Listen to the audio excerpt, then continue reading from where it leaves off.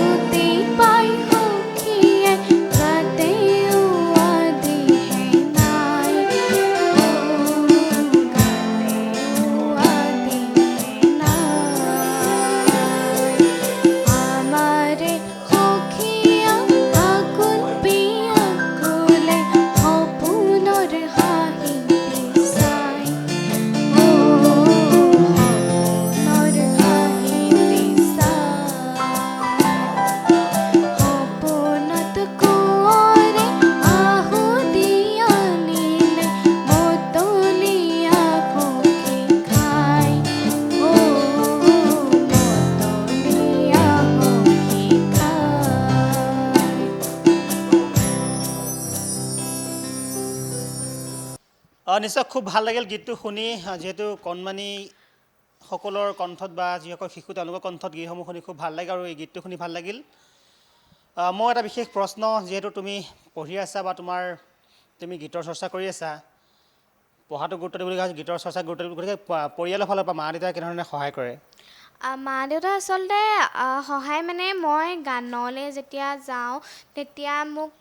লৈ মেলি যায়, আৰু দেউতা যিহেতু মাজুলীত থাকে সেইবাবে ইমান টাইম নাপায় যদিও মায়ে নিয়ে আৰু তেনেকৈ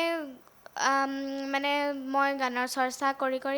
এনেকৈ আকৌ পৰীক্ষাও দি থাকোঁ, তেনেকৈ আৰু সহায় কৰিছে। আৰু বাকী ইমান মানে মোৰ লগত ইমান লাগি নাথাকে, কাৰণ ইমান সময় নাই, ব্যস্ত থাকিবলগীয়া হয় আৰু মাও স্কুল, সেইকাৰণে মানে মই নিজে নিজে কৰোঁ গানৰ চৰ্চাবোৰ, আৰু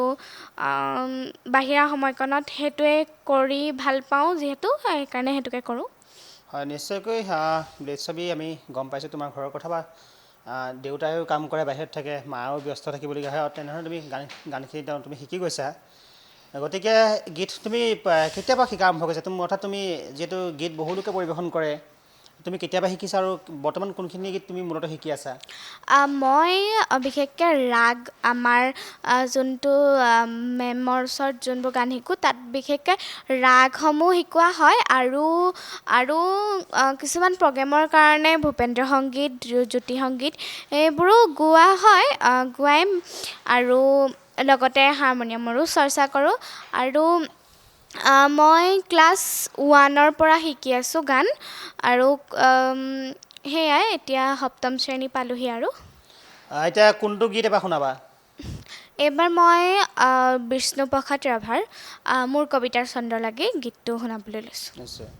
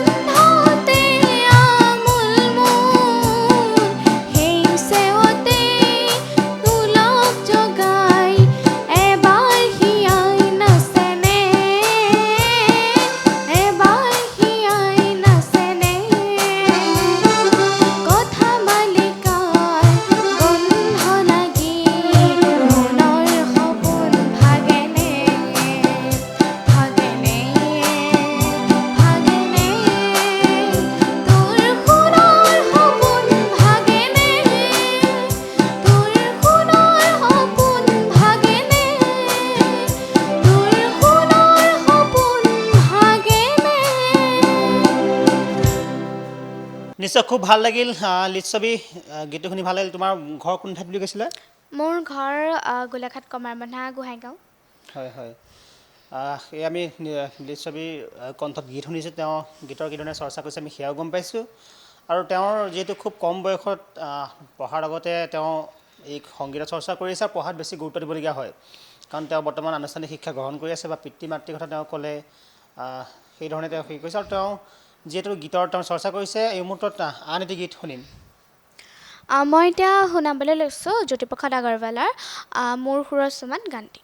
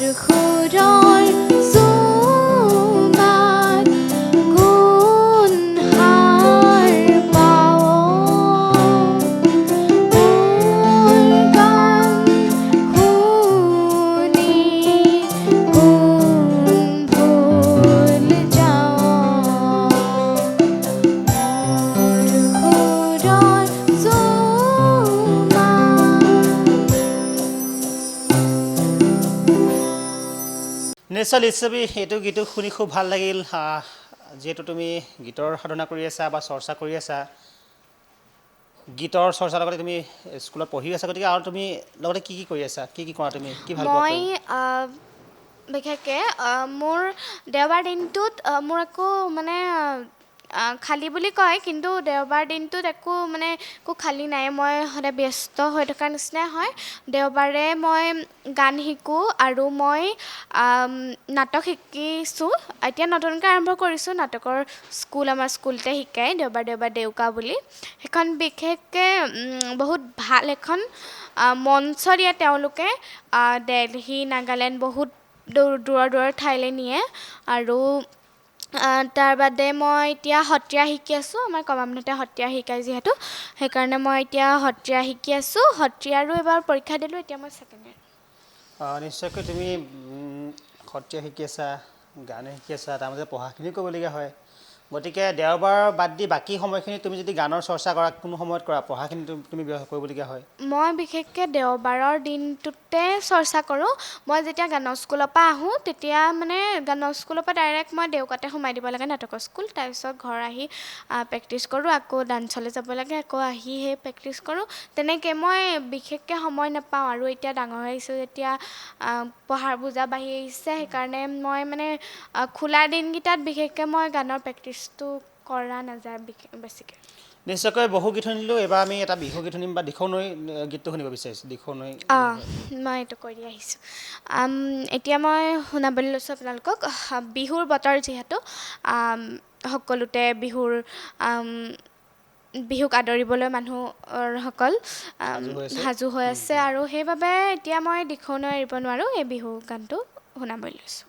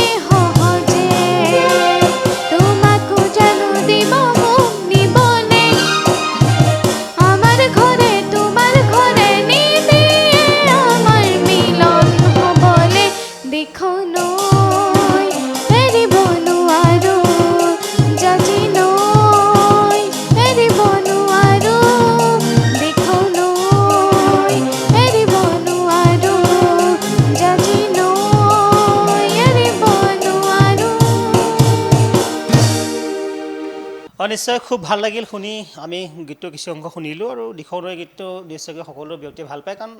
অসমৰ সংগীত জগতৰ খুব এটা চিনাকি গান হয় এইটো আৰু যিটো গান আৰু মই এটা গাব খুজিছোঁ যে বিয়ানাম এটা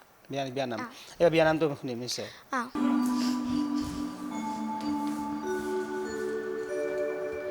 তিনটা বজাত ৰেলখনি চলে মাজান বুলি দেউতাই মাতে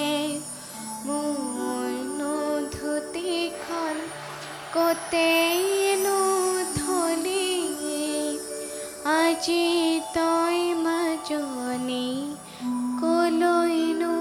গলি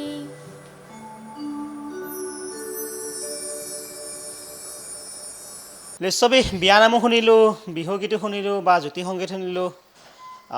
এই মুহূৰ্তত মই আন কিছু কথা সুধিব বিচাৰিছোঁ যিহেতু আমি জানো যে তুমি এখন যিখন তোমালোকৰ ঠাই সেইখন এখন যথেষ্ট বেয়া গাঁৱৰ ঠাই বা তুমি গাঁৱৰ পৰিৱেশত ডাঙৰ হৈছা গতিকে তোমাৰ ওচৰৰ পৰা যথেষ্ট মানুহো আছে কুলি চৰাই মাত শুনিছা নি এতিয়া বিহু বতৰত কুলি চৰাই মানে বিহু বতৰ শুনিছোঁ কুলি চৰাই মাত শুনিছোঁ কেতিয়াবা আমি নিজেও চিঞৰি থাকোঁ কুলি চৰাই নিচিনাকৈ এনেই কুলি চৰাই মাত এতিয়া শুনিছোঁ আৰু আমাৰ বিশেষকৈ ঘৰটো মানে গাঁৱত যিহেতু সেইবাবে ইমান মানে মই এতিয়া স্কুল গাড়ীত যাওঁ আৰু মানে হেৰি অহা যোৱাতে বহুত টাইম গুচি যায় ন সেইকাৰণে ইমান সেইবোৰত মন দি থকা নহয় আৰু এনেই মই হ'লেও শুনা আৰু শুনি ভাল লাগে শুনি ভাল লাগে যিহেতু কুলি মাতটো শুনিলে মনটো বিহু বিহু লাগি যায় নহয় লগালগ নাই হা আৰু কপৌ ফুল আছে নাই ঘৰত কপৌ ফুল কপৌ ফুল আছে কপৌ ফুল মায়ে ৰুইছে মানে আছে আৰু হৈছে বাটটো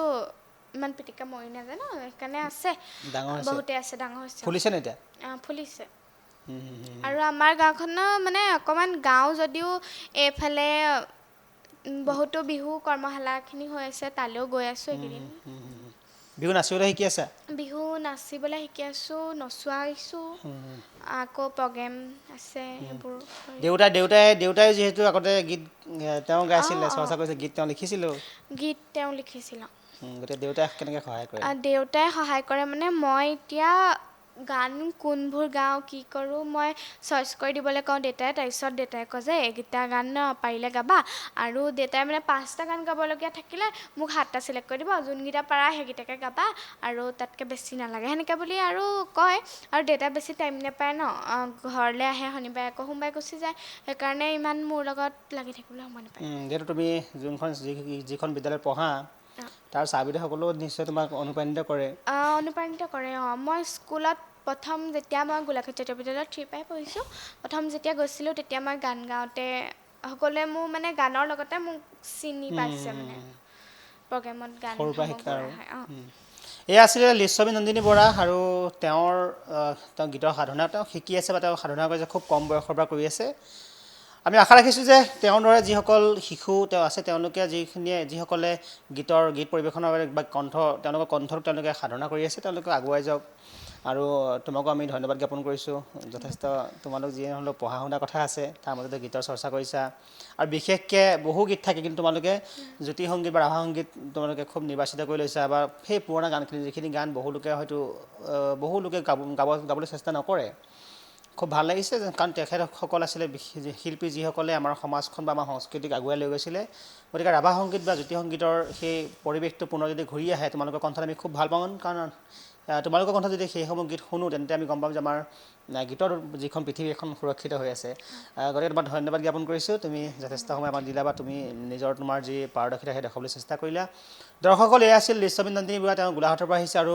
আজি মোৰ ওচৰত আমি তেওঁক অতিথি কৰিছিলোঁ তেওঁ আমাক গীত পৰিৱেশন কৰি শুনালে তেওঁ নিজৰ যি মনৰ কথা বা তেওঁ কি কৰিছে বা কিদৰে তেওঁ শিকি আছে সেয়া আমাক জনালে চাই থাকিব DaNews Plus ধন্যবাদ